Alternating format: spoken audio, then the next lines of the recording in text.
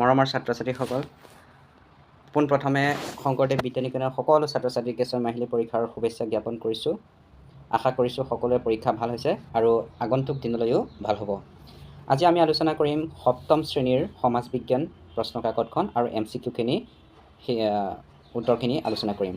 তোমালোকে কিমান কৰিলা বা শুদ্ধ হৈছে নে অশুদ্ধ হৈছে তোমালোকে ইয়াতে গম পাবা। 1 নম্বৰ প্ৰশ্ন যদি চাওঁ, এছাৰশ্যন আৰু ৰিজন, উক্তি আৰু কাৰণ, এনেকুৱা ধৰণৰ প্ৰশ্ন মই আহিব বুলি আগৰ ভিডিঅ'টোত কৈছিলোঁ। তোমালোকে চাইছা যদি গম পাইছা যে, আৰু নাই চোৱা যদি চাই ল'ব পাৰা। আৰু এনেকুৱা ধৰণৰ প্ৰশ্ন কিছুমানে বুজিবলৈ অসুবিধা হ'ব বুলি আগতে পাইছিলোঁ। তোমালোকৰ সুবিধাৰ কাৰণে মই সেই ভিডিঅ'টো বনাইছিলোঁ আৰু সেই ভিডিঅ'টো যোনে যোনে চোৱা নাই আজি হয়তো তেওঁলোকে এনেকুৱা ধৰণৰ উত্তৰ কৰিবলৈ অসুবিধাৰ সন্মুখীন হৈছে আৰু মই পৰীক্ষা হলত দেখা পাইছোঁ এনেকুৱা ধৰণৰ প্ৰশ্নত অসুবিধা পাইছে বুলি। যদি এতিয়াও চোৱা নাই তেতিয়াহ'লে চাই ল'ব পাৰা, কাৰণ আৰু ইয়াৰ পিছত যি MCQ সম্বন্ধিত যি প্ৰশ্ন কাকত আহিব এনেকুৱা ধৰণৰ প্ৰশ্ন অহাৰ সম্ভাৱনা আছে। এতিয়া আমি 1 নম্বৰ প্ৰশ্ন চাওঁ, উক্তি দিয়া আছে কি প্ৰাপ্তবয়স্ক হ'লেও কিছুমান মানুহে ভোট দিয়াৰ অধিকাৰ নাপায়।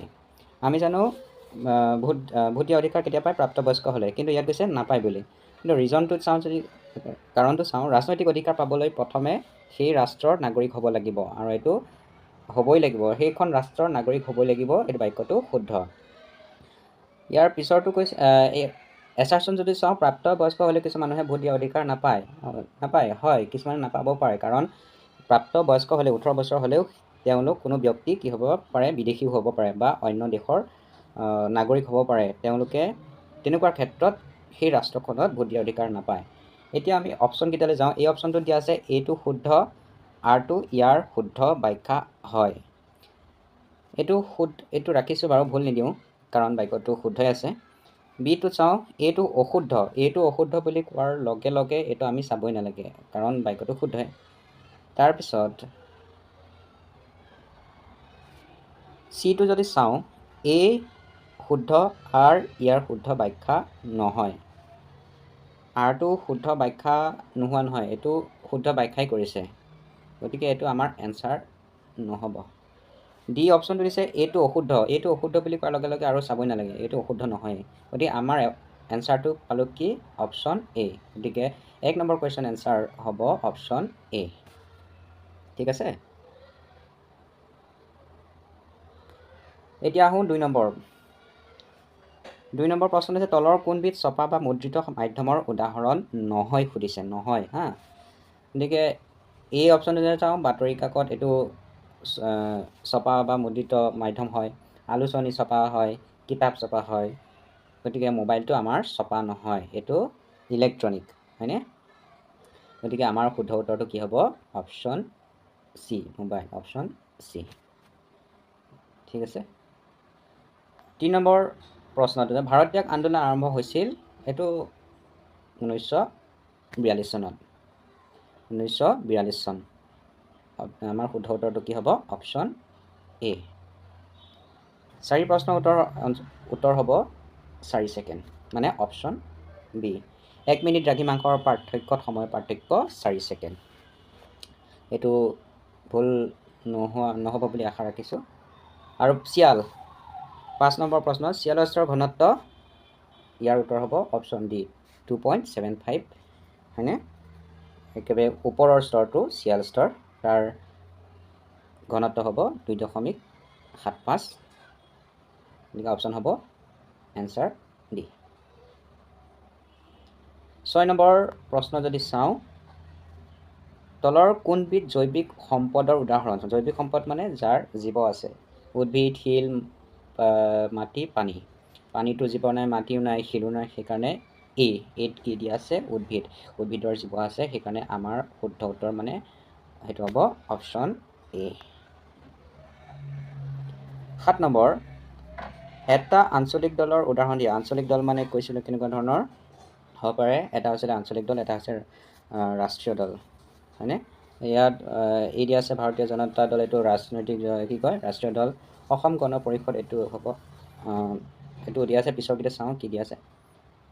চিটো দিয়া আছে ভাৰতীয় জাতীয় কংগ্ৰেছ, ডিটো দিয়া আছে তৃণমূল কংগ্ৰেছ। এইবিলাক একো একোটা ৰাষ্ট্ৰীয় দল, সেইকাৰণে এইটো নহ'ব। আৰু আমাৰ এইটো বেলেগ চাবই নালাগে আৰু বি অপশ্যন বিটো আছে অসম গণ পৰিষদ আমাৰ উত্তৰটো হ'ব অপশ্যন বি 8 নম্বৰ প্ৰশ্নটি আছে পৃথিৱীৰ সৰ্বোচ্চ শৃংগটোৰ নাম কি A Kanchenjunga B Tibet C Mount Everest D সিংহাসন এটো নহ'ব বিটো নহ'ব আমাৰ উত্তৰ হ'ব অপশ্যন চি অপশ্যন চি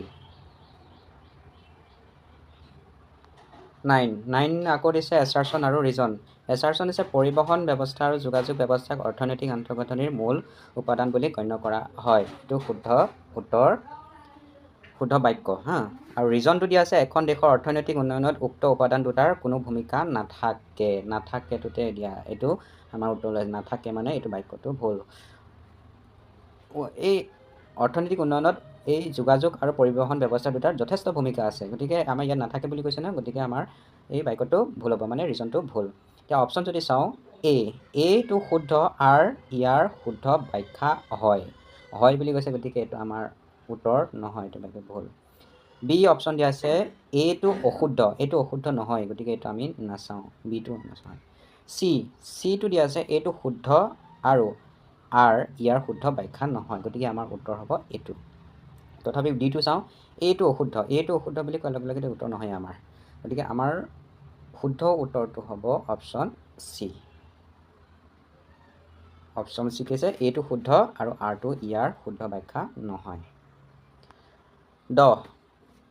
10 সোণালী চতুৰ্ভুজ সংলগ্ন কৰা ভাৰতৰ নগৰ চাৰিখন যদি নগৰ চাৰিখন সোণালী চতুৰ্ভুজ মানে বুজি পাইছা নহয় এখন ৰাস্তা হয় এই ৰাস্তাটো দিল্লী তাৰপিছতে কলকাতা তাৰপিছত চেন্নাই তাৰপিছত মুম্বাই এইকেইটা সংযোগ কৰিছে এনেকৈ সংযোগ কৰিছে কাৰণে ভাৰতৰ এই চতুৰ্ভুজৰ নিচিনা এই সোণালী চতুৰ্ভুজ বুলি কোৱা হয় এই ৰাস্তাটোক এই সংলগ্ন কৰিছে আমাৰ প্ৰথমতে দিয়া আছে যদি মনত ৰাখিছা এইকেইটা হ'ব দিল্লী কলকাতা চেন্নাই মুম্বাই গতিকে আমাৰ শুদ্ধ উত্তৰটো হ'ব অপশ্যন এ বাকীকেইটা চাবই নালাগে আৰু 11 নম্বৰ প্ৰশ্ন এছিয়া মহাদেশৰ ভিতৰত প্ৰথম তেল শোধনাগাৰ স্থাপন কৰা হয় এইটো সকলোৱে জানিব লাগে সৰু ল'ৰা ছোৱালীও জানে এইটো হ'ব ডিগবৈ 1901 চনত হৈছিল আমাৰ শুদ্ধ উত্তৰটো হ'ব অপশ্যন চি আকৌ এছাৰশ্যন আৰু ৰিজন দিছে গণতন্ত্ৰত ভোট প্ৰদান নকৰাকৈও প্ৰাৰ্থী নিৰ্বাচন কৰিব পাৰি এইটো নোৱাৰি হয়নে গতিকে আমি ভোট নিদিয়াকৈ কেনেকৈ প্ৰাৰ্থী নিৰ্বাচন কৰিব পাৰোঁ গণতন্ত্ৰ মানে জনসাধাৰণৰ শাসন হয়নে নহয় গতিকে আমি ভোট প্ৰদান নকৰাকৈ কেনেকৈ নিৰ্বাচন কৰিব গতিকে এইটো বাক্যটো ভুল আছে এছাৰশ্যনটো তাৰপিছত ৰিজনটো কৈছে নিৰ্বাচন হ'ল এটা গণতান্ত্ৰিক বাছনি প্ৰক্ৰিয়া এই বাক্যটো শুদ্ধ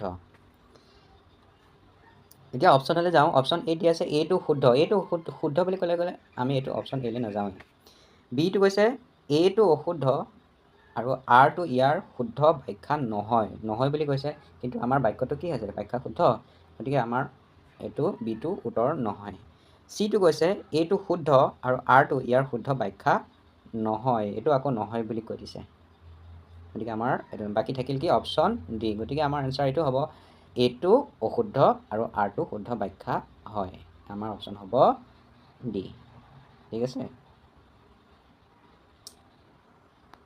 13 নম্বৰলৈ যাওঁ অসমৰ ৰামচাৰ ক্ষেত্ৰ হৈছে এইটো সকলোৱে জানো আমাৰ গৌৰৱৰ কথা অসমৰ কাৰণে এইটো ৰামচাৰ ছাইট এখন আছে এইটো ধুনীয়াকৈ কিতাপত এটা বাকচত ধুনীয়াকৈ লিখি থৈছে জানি থোৱা ভাল বুলি এইটো হৈছে আমাৰ উত্তৰটো দীপৰ বিল গুৱাহাটীত আছে এইটো আমাৰ শুদ্ধ উত্তৰটো হ'ব অপশ্যন চি এই চান্দবী বিল আৰু দীপৰ বিলৰ মাজত খেলি মেলি হ'ব পাৰে ছাত্ৰ ছাত্ৰীসকলৰ কিন্তু চান্দবী বিলটো নহয় আমাৰ শুদ্ধ উত্তৰটো হ'ব অপশ্যন চি 14 নম্বৰ প্ৰশ্ন চতুৰ্থ বৌদ্ধ মহামেল অনুষ্ঠিত হৈছিল এ কনিষ্কৰ ৰাজত্বকালত বি চন্দ্ৰগুপ্তৰ ৰাজত্বকালত চি পুষ্যমিত্ৰৰ ৰাজত্বকালত আৰু ডি বসুদেৱৰ ৰাজত্বকালত এইটো হ'ব আমাৰ শুদ্ধ উত্তৰটো হ'ব অপশ্যন এ অভিজ্ঞানম শকুন্তলম এইটো মুখে সকলোৰে মুখে এইটো জানো সকলোৱে এইটো উত্তৰটো হ'ব অপশ্যন বি কালিদাসে ৰচনা কৰিছিল ক্লাছ 6তো পাইছোঁ বা য'তে ত'তে পোৱা যায় অভিজ্ঞানম শকুন্তলম কালিদাসে ৰচনা কৰিছিল গতিকে 15 নম্বৰ শুদ্ধ উত্তৰটো হ'ব অপশ্যন বি ছিকিম উত্তৰ পূৰ্বাঞ্চলৰ এখন ৰাজ্য আৰু এই ছিকিম ৰাজ্যখন আমাৰ ভাৰতবৰ্ষত চামিল হৈছিলে 1972 চনত আমাৰ ভাৰতবৰ্ষত ছিকিম ৰাজ্যখনে চামিল হৈছিল আৰু উত্তৰ পূৰ্বাঞ্চলত হৈছিলে 2002 চনত 2002 চনত আমাৰ উত্তৰ পূৰ্বাঞ্চলত চামিল হৈছিলে কিন্তু আমাৰ ভাৰতবৰ্ষত চামিল হৈছিলে কেতিয়া 1975 চনত এটা ছিকিম এখন আগতে বেলেগ এখন দেশ আছিলে আৰু আমাৰ ভাৰতত চামিল হোৱাৰ লগে লগে ভাৰতৰ এখন ৰাজ্য হ'ল আৰু ছিকিমৰ নাগৰিকসকল এতিয়া ভাৰতীয় 17 চন সমুদ্ৰগুপ্তৰ এলাহাবাদ স্তম্ভ লিপিখন প্ৰস্তুত কৰিছিল উত্তৰ হ'ব হৰিসেনে যি স্তম্ভলিপি প্ৰস্তুত কৰিছিল তাতে সমুদ্ৰগুপ্তৰ সকলো বিৱৰণ দিয়া আছে আৰু তাৰ পৰা বৰ্তমান আমি সমুদ্ৰগুপ্তৰ বিষয়ে পঢ়িবলৈ পাইছোঁ গতিকে 17 নম্বৰ প্ৰশ্নটোৰ উত্তৰ হ'ব অপশ্যন বি মিশ্ৰকটিকম গ্ৰন্থখন ৰচনা কৰিছিলে অপশ্যন বি মানে ক্ষুদ্ৰকৈ ৰচনা কৰিছিল হলাই কি ৰচনা কৰিছিল মনত আছেনে বাৰু গাথা সপ্তশতী তাৰপিছত বাৎসায়নে কি ৰচনা কৰিছিল পাণিনিয়ে কি ৰচনা কৰিছিল হয়তো মনত আছে বাকী যদি ক্ষুদ্ৰকৈও যদি নাজানা বাকীকেইটা যদি কোনে কি ৰচনা কৰিছিল তেতিয়াহ'লে মনত আছে তেতিয়াহ'লে এই অপশ্যনটো মনত তোমালোকৰ নিশ্চয় পৰিব 18 নম্বৰ উত্তৰটো হ'ব অপশ্যন বি ক্ষুদ্ৰকে মিশ্ৰকটিকম ৰচনা কৰিছিল 19 নম্বৰ প্ৰশ্নত আছে পৃথিৱীৰ উপৰিভাগৰ পৰা কেন্দ্ৰলৈ দূৰত্ব ইয়াৰ উত্তৰটো হ'ব 6378 কিলোমিটাৰ সব মানে সংখ্যা একেটাই দিছে আৰু পাজল লগাই দিছে 6টো আগত দিছে কিন্তু বাকীকেইটা খেলিমেলি লাগিছে যদি ভালকৈ তোমালোকে পঢ়া নাই তেতিয়াহ'লে এইটোত অকণমান তোমালোকৰ পাজল লাগিব পাৰে ইয়াৰ শুদ্ধ উত্তৰটো হ'ব অপশ্যন বি 6378 কিলোমিটাৰ আৰু এটা আছিল নহয় গড় দূৰত্ব বুলি সেইটো হ'ব গড় দূৰত্ব কিমান আছিলে 6380 হয়নে নহয় আমাক গড় দূৰত্ব সোধা নাই আমাৰ দূৰত্বটো সুধিছে গতিকে আমাৰ 19 নম্বৰৰ শুদ্ধ উত্তৰটো হ'ব অপশ্যন বি 6378 কিলোমিটাৰ 20 আছে গ্ৰীকসকলক ভাৰতবৰ্ষত অন্য কি নামেৰে জনা যায় এইটো সহজ প্ৰশ্ন এইটো উত্তৰ হ'ব অপশ্যন বি কুষাণ নহয় পাৰ্থিয়ান নহয় শক নহয় আমাৰ গ্ৰীকসকলক যৱন বুলি কোৱা হয় হয়নে গতিকে 20 নম্বৰৰ উত্তৰটো হ'ব অপশ্যন বি